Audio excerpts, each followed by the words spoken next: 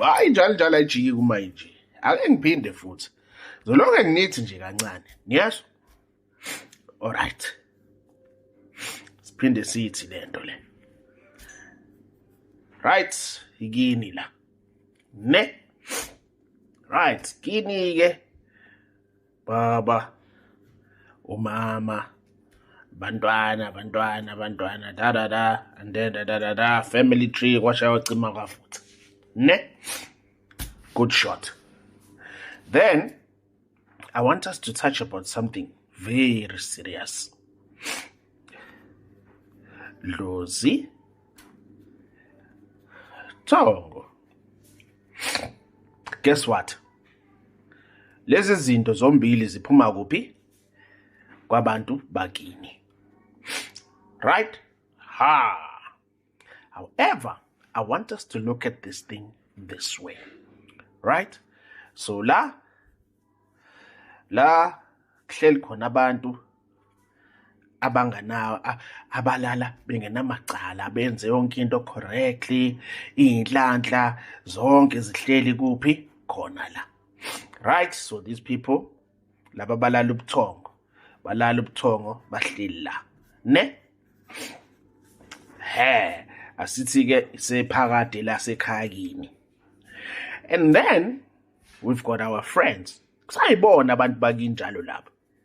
Kusawumnombo wakho njalo ungadideki. Kusawumnombo wakho lo. Kodwa bona, where are they? They are stuck here in the middle. Where? They are stuck here in the middle. Kunento eyilisango evimbile ukuthi bona benzeni balale ubuthongo. All right? Then I'm going to create another home for laba bantu laba asithi nje badingiswa bangcolisa idlozi babulala abantu wenanani aba la bonke laba thola ukuthi bazibulele bafa ngeingozi bafa ini kwasha kwacima kwavutha. All these people abangeke baze basoze benzani basondela kwalabantu laba abasekhaya.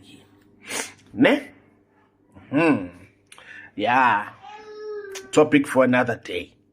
Right? Ukuze kuthiwa hayi lo muntu lo ozibulele umoya wakhe uwenze njani uya kuphi nani. Topic for another day. Right?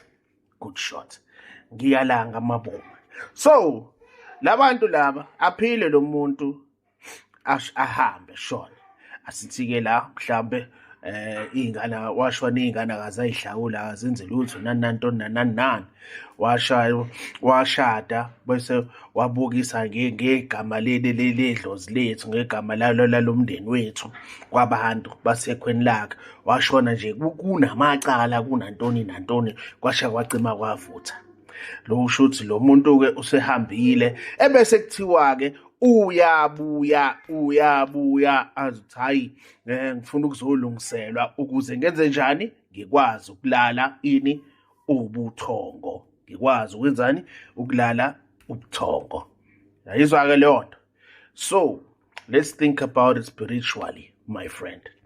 Lo muntu ozongenwa ilolu hlobo labantu laba bavele balela ubuthongo lento into yakuphi eyasesibayeni sakini ilolu hlobo labantu abanikezwa izikhwama zasekhaya ubunyanga into yasekhaya engajiki enezimfihlo zasekhaya ehamba nomusam wasekhaya nezinto ezizinjula zokuchopho zasekhaya ngoba bangenwa abantu abalela ubuthongo abakhuluma nabo mihla namalanga. Lo muntu lo akasoze enzelwa into esicawini. Kubani? Vele usesibayeni. Wes lo muntu ola kumele aqala alungiselwe into ebese mayelungiselwa into lo alungiselwe into ngezinto ezithizeni ebese lento ibekwa kwindawo eyisigcawu ukuze izohlolwa kahle, ihlolwe mayisihlolwa ebese kuyanikela ukuthi uyamukeleka okanye cha. Enough knowledge for one day, ne? Niphile njalo niyeso.